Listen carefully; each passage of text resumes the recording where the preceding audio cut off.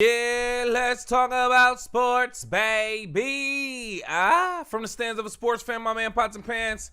If you're brand new to here, sports talk, real sports talk. Make sure you subscribe. First story coming from ESPN.com. Doc Rivers is out as the head coach of the Milwaukee Bucks. The team announced Monday, that's today, April 13th, 2026. The Bucks will pay Rivers his 8-figure salary for the 2026-2027 season, sources told ESPN. And the franchise and Rivers are discussing whether he will move on to an advisory role in the organization. The Bucks, meanwhile, will embark on their third head coaching search in 3 years. It's been an honor to have Doc as our coach and as a leader in our organization and community. In addition to his impact on the court, we're thankful for Doc's class and professionalism during his tenure in Milwaukee. Bucks owners Wes Edens, Jimmy and D. Haslam, and Jamie Dinan said in a joint statement. Doc Rivers, out of there. There's a lot of rumors around why he might have left. There's a lot of rumors saying that the Bucks technically fired him, but they just want to be respectful in his exit. Either way it go, you out of there, fam. You wouldn't be leaving if you were doing well. You can't say you have a bad team, because if I'm not mistaken, you had Dame Lillard last season. I mean, yeah, he was injured, don't get me wrong, but you got Giannis Antetokounmpo, bro. Y'all had a horrible season this year. The Milwaukee Bucks. Oh, my God. Okay. Let me actually look into their actual record while we're talking. Now, I'm going to be honest. Back in... what was that? 2008, 2007, 2008, 2009? I thought Doc Rivers was a pretty good coach. Coach of the Boston Celtics with Kevin Garnett, Paul Pierce, Ray Allen, Rajon Rondo, Kendrick Perkins. I'm like, okay, no. Was it Kendrick Perkins at the time? I don't know. But Big Baby Davis, head coach of the squad at the time. I'm thinking he a decent coach. As things go on, I start to realize things go on in his career. I'm like, yo, Doc Rivers really not that good of a coach. Let me see. He went 97 and 103 in his 3 seasons with Milwaukee. Just under 500. Literally just under 500. Actually, as a matter of fact, Rivers took over as coach for the Bucks in late January 2024, replacing Adrian Griffin, who had gone 30-13 before being fired. Rivers guided the Bucks to a 17-19 mark to finish the 2023-2024 campaign. Milwaukee Bucks went 48-34 in Rivers' full season in 2024-2025. 48-34, bro. You barely had them over 500. Nah, I don't think so. So here's the thing. I think they said the Bucks snapped a streak of 9 consecutive postseason appearances this season. They have not won a playoff series since 2022. Dang. And they won a 2021 championship under Mike Budenholzer, who was let go 2 years later. Like, why are y'all even firing coaches now? Y'all looking for 3 head coaches in 3 years. This is crazy. This is crazy.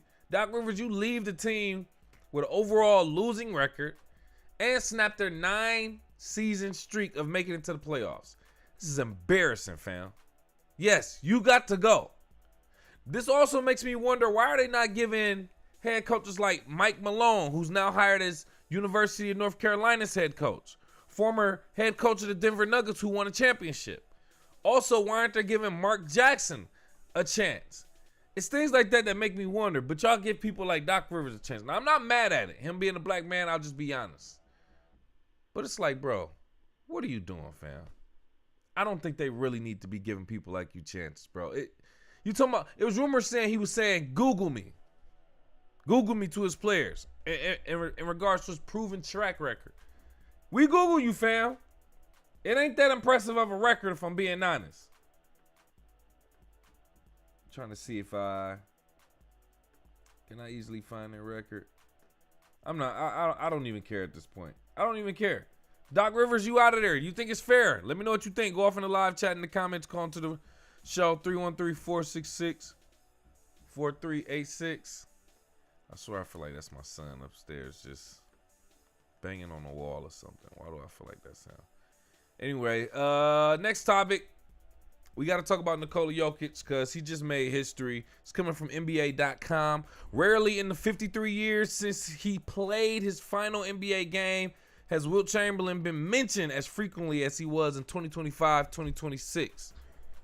A few months ago, Miami's Bam Adebayo sparked all sorts of media mentions of Chamberlain's legendary 100-point performance by scoring 83 points against Washington. 2 nights later, OKC's SGA, Shai Gilgeous-Alexander, scored more than 20 points in his 127th consecutive game, breaking Chamberlain's record of 126 set from 1961 to 1963. Then there's the current Rookie of the Year race, as hotly contested as in any recent memory, putting Charlotte's Con Knippel versus Dallas' Cooper Flagg, the former Duke roommates, are tying for, of course, the Wilt Chamberlain Trophy that accompanies the media-voted award to top newcomers. Now, with the season statistical books closed, there's one more Wilt connection. Denver's Nikola Jokic is the first player in NBA history to lead in both rebounds per game and assists per game. Rebounds per game at 12.9 and assists per game at 10.9. Might as well say 13 rebounds and 11 assists. Per game is what he averaged this season. That's what they're saying. He's the first person to average the most rebounds per game and most assists per game at the end of the season, or the regular season, since Wilt Chamberlain or something. Now, Wilt Chamberlain had the record for the most rebounds and assists, but that's different from having the best average or the highest average. Once again, they just comparing current players and their BS statistics to legendary players. And I don't really want to care. I don't really care about that. Now, if you're a top scorer, top 10, top 15, all right, cool. I get it. Announce it. Other than that, I don't care that you average the most rebounds and assists. Yeah, it's history, but do we really care about that? Win another championship, Nikola Jokic. And I'm not saying it's like he trash, because he is. Who's stopping Nikola Jokic? But at the same time, hey, congratulations. It ain't his fault that the NBA is marketing this and telling everybody, but we don't care. I don't care. But do you care about Nikola Jokic being the first player in NBA history to lead the league in assists and rebounds? I think it's dope, don't get me wrong. But it's too specific of a statistic. I don't care about that. Team sport with team results. That's what we care about. But let me know what you think, though. Maybe you feel different. Go off in the live chat in the comments or call into the show. I don't want this to seem like I'm hating on Nikola Jokic because he's a dog. I want to let that be known. One of my favorite players, by the way, currently. So he got all respect from you. That's what I'm saying. It ain't about him. It's about the statistic. And they making it seem like, oh, he's just a... Yeah, that's cool, but, bro, we don't care. All of that stuff going to get broken eventually. Go win the chip, fam. That's what we care about. But let me know what you think. Go off in the live chat in the comments. Call into the show 313-466-4386. Couple other things we're going to get into. The top 10 most viewed players on NBA social media and all digital platforms in the 2025-2026 season. This is coming from NBA.com as well. LeBron James further cemented his legacy, NBA legacy this season by moving to number 1 on the all-time points and games played leaderboards. Those moments during his record-breaking 23rd NBA season helped him land at number 1 on the top-viewed players list for 2025-2026 with 2.86 billion views generated across NBA social and digital channels. Spurs superstar Victor Wembanyama finished second with 2.43 billion views, followed by LeBron's teammate Luka Doncic at 2.11 billion views. Some international players right on LeBron James' tail. As soon as LeBron James retire, or even if LeBron James was here a few more years, I'm sure these two players, Luka Doncic and Victor Wembanyama, will surpass him in general, just because they're international players. LeBron James had to be marketed that well. People in other countries love these players, not just the NBA. I mean, not just in America, North America. So, just things to think about. The top 10 list, by the way, starting at number 10, Austin Reeves. Number 10 is the 10th most watched NBA player this season. Then it's Cooper Flagg at number 9. Anthony Edwards at number 8. Kevin Durant at number 7. Shai Gilgeous-Alexander at number 6. Nikola Jokic, number 5. Steph Curry, number 4. Luka Doncic, number 3. Victor Wembanyama, 2. And then LeBron James, number 1. Top most viewed players in the NBA. That means people just want to know who they are, know what they're doing, and always looking and seeing what they got going on type stuff. Does that translate to money, jersey sales, or anything like that? That's to be determined. Actually, I got a story on that coming up. But let me know what you think about the top 10 most viewed players. Do you think this translates to some of the best players in the league right now? Does this translate to the top 10 best players in the league? Let me know what you think. Go off in the live chat in the comments or call into the show 313-466-4386. Oh, okay, so I do have another one. Oh, yeah. This is perfect. This is perfect. All right, so I already mentioned, like, does that translate to getting money or anything like that? Top jersey sales. We have the top selling NBA jerseys of 2025, 2026 as well. Coming from NBA.com. 14 players. You can see the top 15 behind us. I think at 14 is Cade Cunningham. I forgot who they had at number 15. But 14 is Cade Cunningham. 13 is Devin Booker. 12 is Tyrese Maxey. 11, KD, Kevin Durant. 10 is Nikola Jokic. 9, Cooper Flagg. Nah, I can't see all those. But you see 6 is Anthony Edwards. 5, LeBron. 4, Victor. 3, Jalen Brunson. 2, Luka. And number 1, Steph Curry. I'm assuming. Yeah, LeBron. Yeah, so I can't see number 15 and number 8. But top 10 selling jerseys in the NBA from the current season or the regular season that just ended. With that being said, some notable things. 14 players on the top selling jersey list are in the postseason, either the play-in tournament or actually on a postseason squad. The only player who didn't make it is Cooper Flagg. But with that being said, Dallas Mavericks Cooper Flagg, who is number 9 on that list, is the only rookie on the list. And he reaches his highest ranking after placing 11th in top jersey sales during the middle of the season. 6 players on the NBA top selling jersey list are aged 25 and younger. The new generation. You got the number 1, who's what, 36, 37 though? Steph Curry, 36, 37, 38. So he's, I mean, not only is he, you know what I'm saying, not under 25, but he's amongst one of the oldest in the league. Amongst one of the oldest in the league. He has a top selling jersey. But that's also saying something because once that generation leaves, we're looking at a completely different set of players. So, and then the last thing is the Thunder at number 8 make the top 10 in team merchandise sales at the end of the season for the first time since 2018, 2019. So they also do rankings of the top teams who sold the most merchandise overall, like jerseys, merchandise, hats, jackets, just anything, license plates, all that type of stuff. So that basically went in order of ranking. New York was number 1, LA was number 2, Boston was number 3. It's basically like the top cities. Philly was in the top 10, Chicago, like that type of thing. But anyway, what does that really mean? Being a top viewed athlete and having a top selling jersey in the NBA.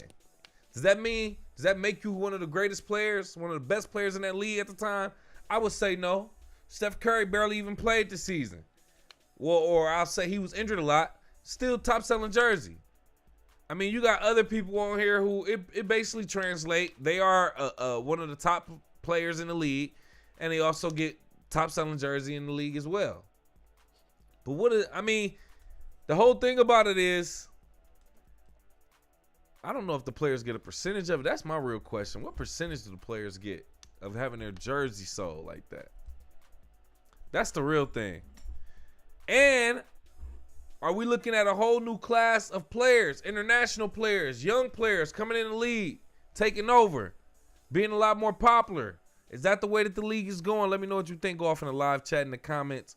Call into the show, 313-466-4386. With that being said, let's just move on to the playoffs, man. I just want to talk about the playoffs. The NBA playoffs 2026 are officially here.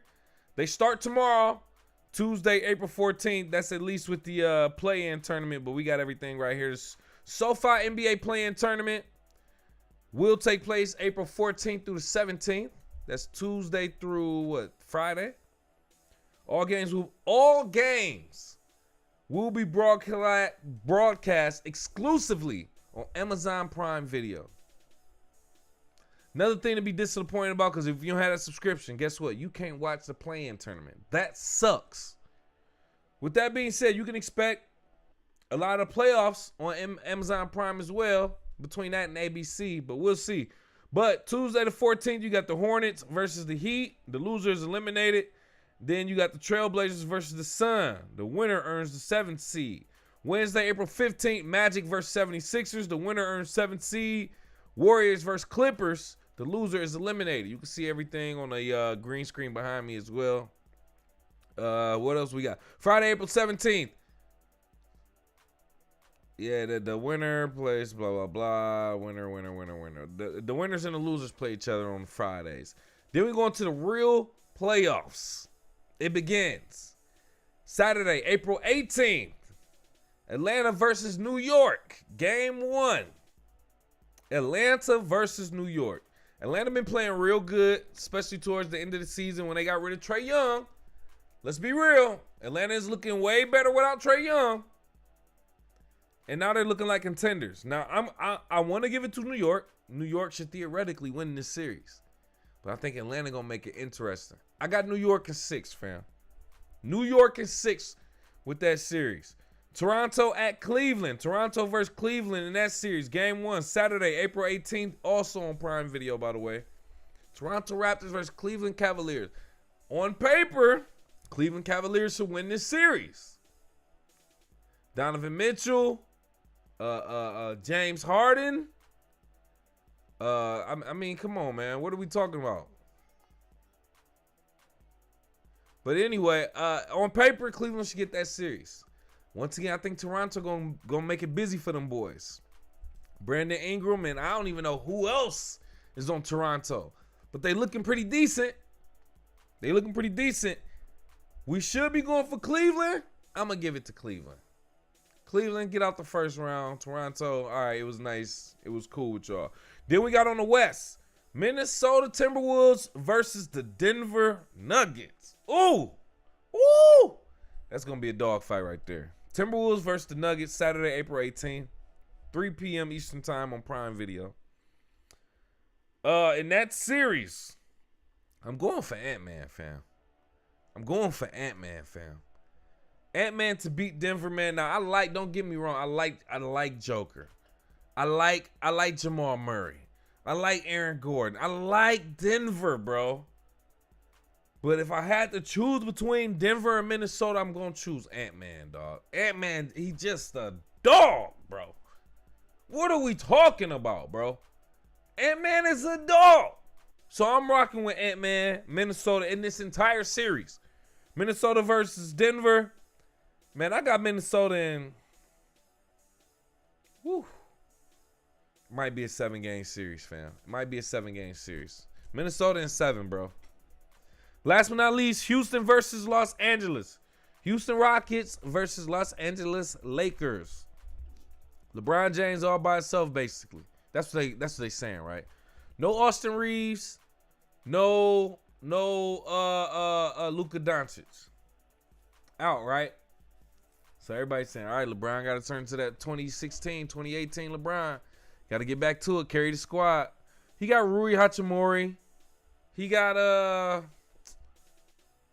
I can't even name too many other players. He got some other solid role players. But for him to do it with just them in the playoffs now, like, it couldn't have been a worse time for Luka Doncic and Austin Reeves to go out. It's going to be tough for LeBron, fam. It's gonna be tough for LeBron, fam. Do I think no. I'm gonna give it to Houston. Do I want Houston to get it? I don't know, man. I don't know. I don't like either team. Hold on real quick.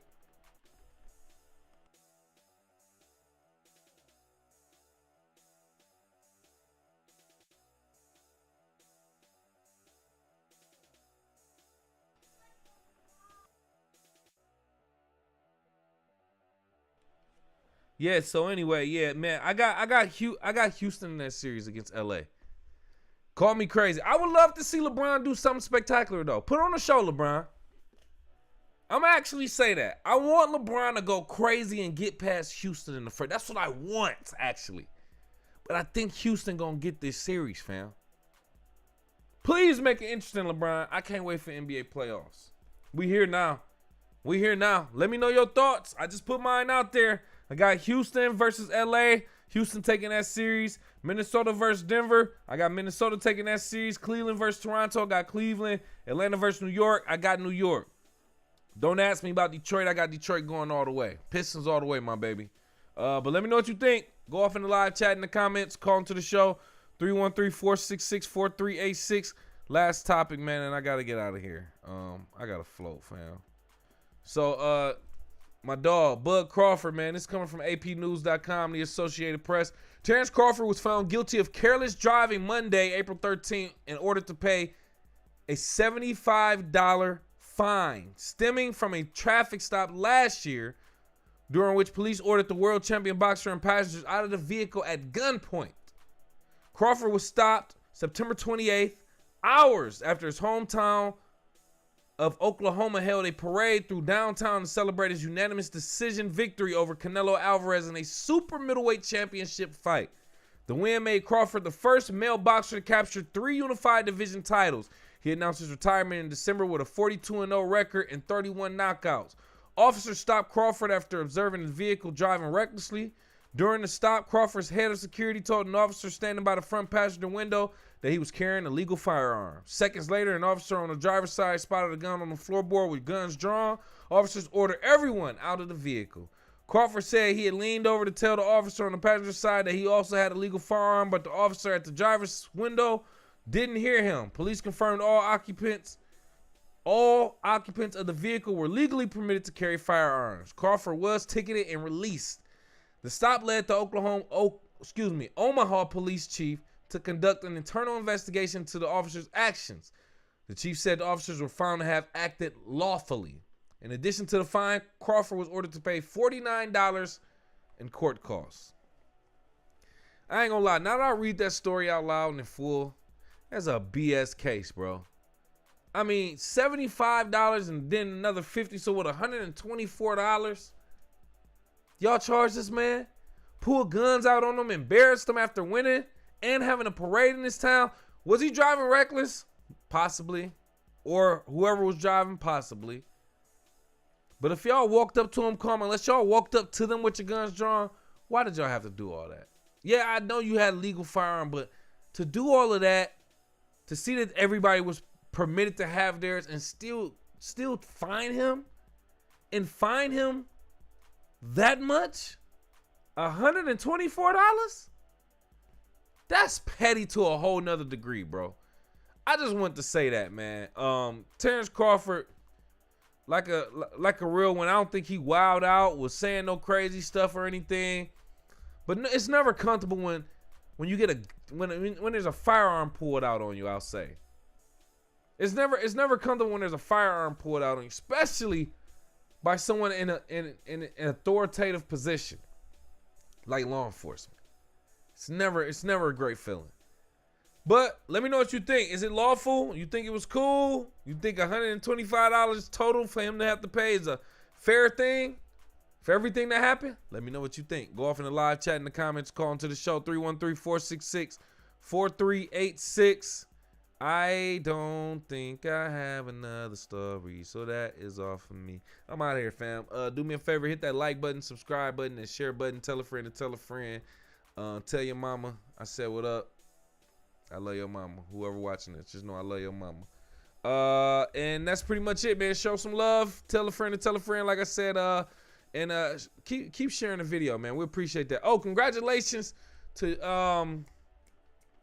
UCLA women's basketball team winning the championship, first one in their history. Congratulations to the University of Michigan 2026 basketball team for winning the championship. Second one in my lifetime since 1989. Michigan won. That's pretty dope. Shout out to Trey McKinney. I got an exclusive interview I did with him when he was in high school at Orchard Lake St. Mary's, right here on the channel, From the Stands of a Sports Fan. So make sure you check that out if you haven't already. So congratulations to Michigan as well. A lot happened since I last did a stream, but whole nother thing. We'll talk about that a little bit later. Other than that, man, thank you again for kicking with KC. We